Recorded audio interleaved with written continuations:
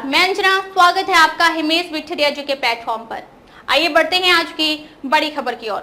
खबर का असर, क्षतिग्रस्त घरों की हकीकत जानने के लिए दौड़े अधिकारी। डीएम ने दिया लोगों को ये आश्वासन।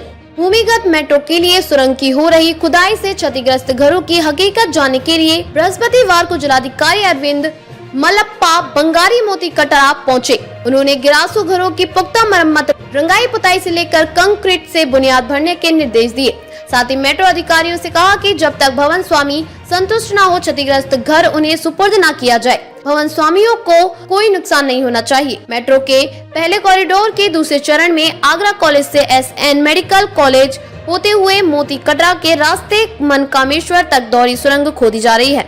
इसमें करीब 20 फीट व्यास की हाइड्रोलिक मशीनें लगी हैं। मोती कटरा क्षेत्र में खुदाई से 146 घर क्षतिग्रस्त हो गए हैं। अमेरिकी राष्ट्रपतियों से जुड़ी आगरा की अमिट यादें। ट्रंप ने भी पत्नी और बेटी संग किया था ताजमहल का दीदार। अमेरिका के दूसरी बार राष्ट्रपति बने डोनाल्ड ट्रंप ही नहीं बल्कि अब तक 3 अमेरिकी राष्ट्रपतियों की यादें ताजमहल से जुड़ी हुई हैं। आजादी के 12 साल बाद अमेरिकी राष्ट्रपति डी आइजनहोवर सबसे पहले आगरा आए थे। उनके 41 साल बाद मार्च 2000 में बिल क्लिंटन ताजमहल का दीदार करने पहुंचे।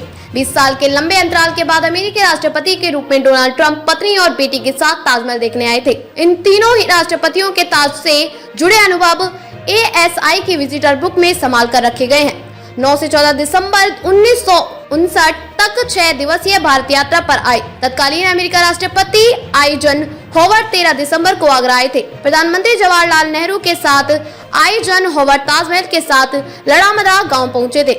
वह खुली कार में गांव पहुंचे। ताजमहल में उनकी कार फोरकोर्ट के अंदर पहुंची थी। लड़ामदा गांव में प्रधानमंत्री ने आइजनहोवर का स्वागत गांव की महिलाओं से कराया था।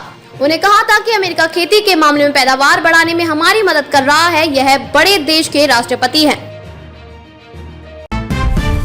आगरा में बिजली घर चौराहे पर अब नहीं मिलेंगे ऑटो और ई रिक्शा। यातायात माह में होगी नई व्यवस्था। यातायात माह में पुलिस 20 चौराहों का कायाकल्प करने जा रही है। इन चौराहों पर अतिक्रमण और जाम की समस्या को दूर किया जाएगा। इनमें से एक बिजली घर चौराहे को ऑटो और ई रिक्शा फ्री किया जाएगा। चौराहे से 5 रूट पर सवारी वाहन चलते हैं। इन रूट पर ही ऑटो ई रिक्शा खड़े कराए जाएंगे। इनको चौराहे पर नहीं आने जाने दिया जाएगा।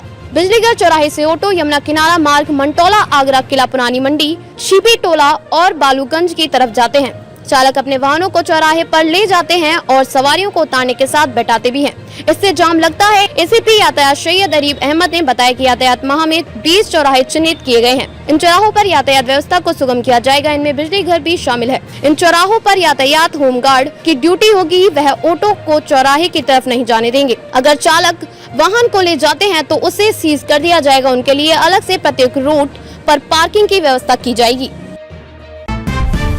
ताज में पर्यटकों पर बंदरों के हमले और अखिलेश यादव का एक्स। पर्यटन मंत्री सवाल पर ये क्या कह गए। आगरा जिले के प्रभारी व पर्यटन मंत्री जयवीर सिंह ने पर्यटन प्रोत्साहन के लिए 9.50 करोड़ रुपए की योजनाओं का लोकार्पण किया।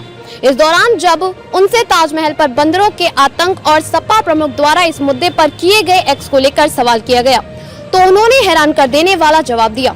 उन्होंने कहा कि अखिलेश यादव को बंदरों से डर लगता है। पर्यटन मंत्री जयवीर सिंह पर्यटन सहभागिता योजना के तहत डबल ट्री हिल्टन होटल से चौपाटी तक 3.50 करोड़ रुपए से बनाई गई model road, inner ring road पर 3.25 करोड़ से आगरा एंट्री गेट का निर्माण और रमाड़ा फ्लाईओवर पर 2.50 करोड़ से सौंदर्यीकरण व लाइटिंग कार्य का लोकार्पण किया।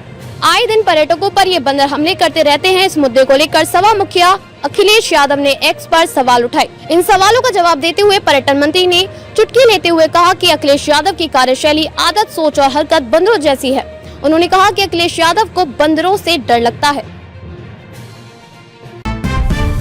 घरों में चोरी कर रहा था गैंगस्टर, पुलिस ने मुठभेड़ में किया गिरफ्तार, पैर में लगी गोली। आगरा के थाना जगदीशपुरा क्षेत्र में बंद मकानों को गैंगस्टर का गिरोह निशाना बना रहा था। थाना पुलिस ने बुधवार रात को बिचपुरी क्षेत्र में मुठभेड़ के बाद गैंगस्टर को गिरफ्तार किया। उसने पुलिस ने बचने के लिए फायरिंग की मगर पुलिस ने अपना बचाव करते हुए गोली चलाई। पैर में गोली लगने से वह घायल हुए। आरोपी के साथ 2 फरार हैं। पुलिस उनकी तलाश में लगी है। सीसीटीवी से मिले सुराग। एसीपी लोहा मंडी मयंक तिवारी ने बताया कि 1 नवंबर को कलवारी में चांदनी के घर में चोरी हुई थी। वह जयपुर गई थी। वहीं 28 अक्टूबर को राहुल नगर में हफीज खान के घर को चोरों ने निशाना बनाया।